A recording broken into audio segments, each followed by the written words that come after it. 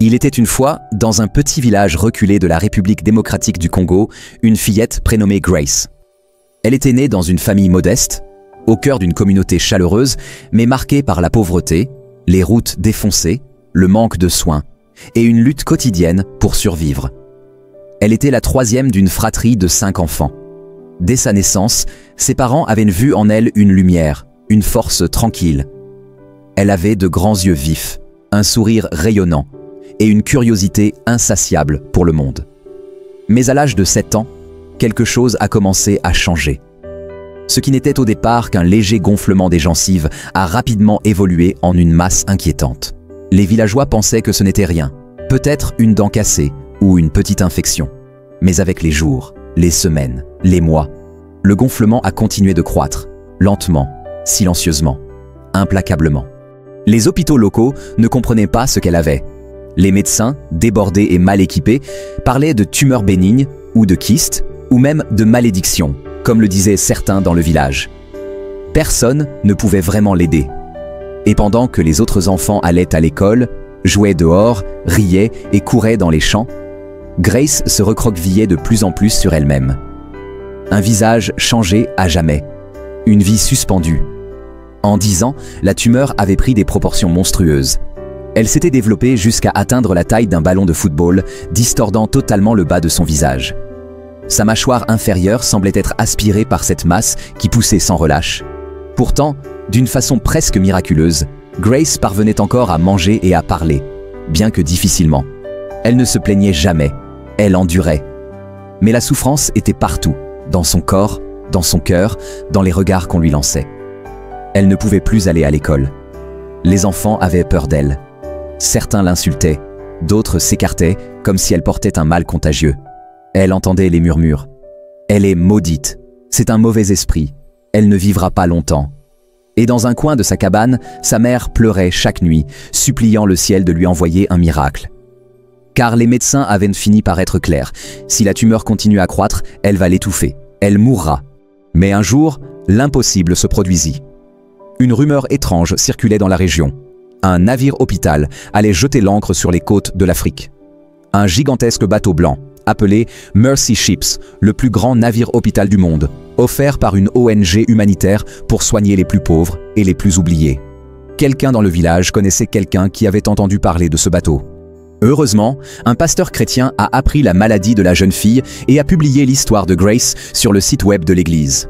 L'un des lecteurs a conseillé à la malheureuse femme de contacter les médecins du plus grand navire-hôpital du monde, le Mercy Ships.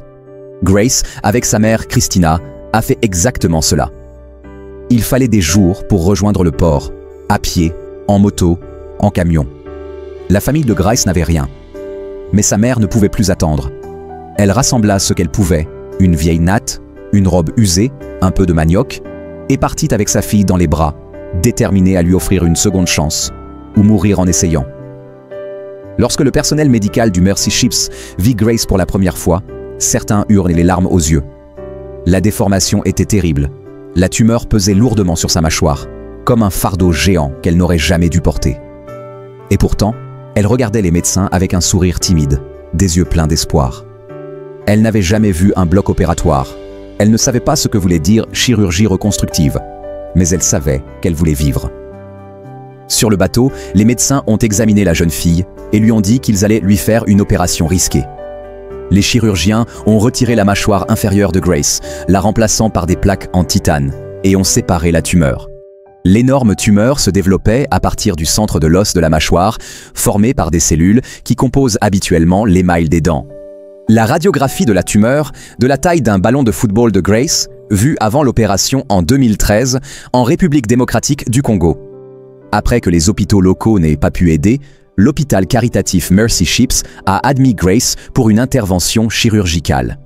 Grace a été examinée par Jeremiah Harvey, technologue en radiologie, au moyen d'un scanner. L'équipe chirurgicale savait que l'intervention serait extrêmement difficile. La tumeur, gigantesque, avait envahi la mâchoire inférieure, menaçant les voies respiratoires, comprimant les muscles, déplaçant les dents, déformant les tissus. Un seul faux mouvement, et Grace risquait de ne pas survivre. Mais il n'avait pas le droit à l'erreur. Des semaines de préparation, d'examens, d'analyse. Et puis le grand jour arriva. La salle d'opération était silencieuse, tendue.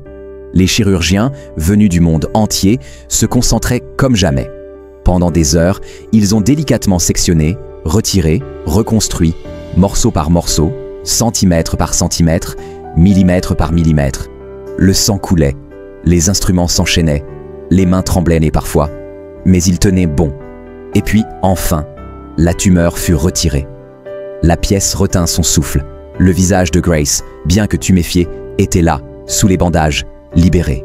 Lorsque Grace se réveilla après l'opération, elle n'arrivait pas à parler, mais ses yeux disaient tout. Elle pleurait. Sa mère pleurait aussi, en tenant sa main. La tumeur n'était plus là. Son visage était encore enflé, douloureux, couturé de cicatrices. Mais elle était vivante, et surtout, elle avait un avenir. Au fil des semaines, Grace a commencé à réapprendre à manger, à parler, à sourire. Chaque petit progrès était une victoire. Elle osait à nouveau regarder son reflet dans un miroir, chose qu'elle n'avait pas fait depuis des années. Son sourire était timide, mais vrai. Les autres enfants à bord du navire jouaient avec elle, sans peur, sans jugement. Pour la première fois depuis l'âge de 7 ans, Grace se sentait normale. Et puis, un jour, elle a dit ces mots simples, avec une voix fragile. « Je veux aller à l'école ». Elle ne rêvait pas de devenir célèbre. Elle ne voulait pas qu'on la regarde comme un miracle. Elle voulait juste vivre, apprendre, avoir une vie simple et digne. Lire des livres, écrire son nom, avoir des amis. Peut-être un jour devenir infirmière, pour aider d'autres enfants comme elle. Grace a été l'une des premières patientes à emprunter la passerelle Africa Mercy en République du Congo en 2013. C'était une course contre la montre pour retirer la tumeur potentiellement mortelle de la taille d'un ballon de football du visage de la jeune fille de 17 ans. À mesure qu'elle se rétablissait, la différence chez Grace était tout simplement remarquable. Elle n'était plus une fille aux yeux baissés. Son visage commençait à rayonner. Elle pouvait sourire. Elle pouvait manger correctement. Elle pouvait tenir une conversation sans ressentir une honte accablante. Alors que Grace descendait la passerelle en direction de chez elle, elle ressemblait à une adolescente impertinente ordinaire, faisant face à son avenir avec un nouvel espoir et une nouvelle confiance. Aujourd'hui, Grace est rentrée chez elle. Son visage est marqué, mais son regard est plus lumineux que jamais. Elle sait qu'elle a été sauvée in extremis, grâce à des mains humaines et des cœurs pleins de compassion. Elle est la preuve vivante qu'un seul geste, un seul navire, une seule équipe peut changer le destin d'une vie perdue dans l'ombre. Et même si son histoire n'a pas fait la une de tous les journaux, elle continue d'inspirer ceux qui la découvrent.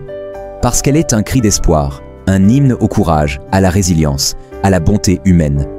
Car derrière chaque tumeur, chaque cicatrice, chaque silence, il y a un cœur qui bat. Et le cœur de Grace, aujourd'hui, bat plus fort que jamais. La vie de Grace a été complètement transformée par l'opération. Avec sa nouvelle confiance en elle, Grace espère étudier la médecine et poursuivre une carrière en soins infirmiers.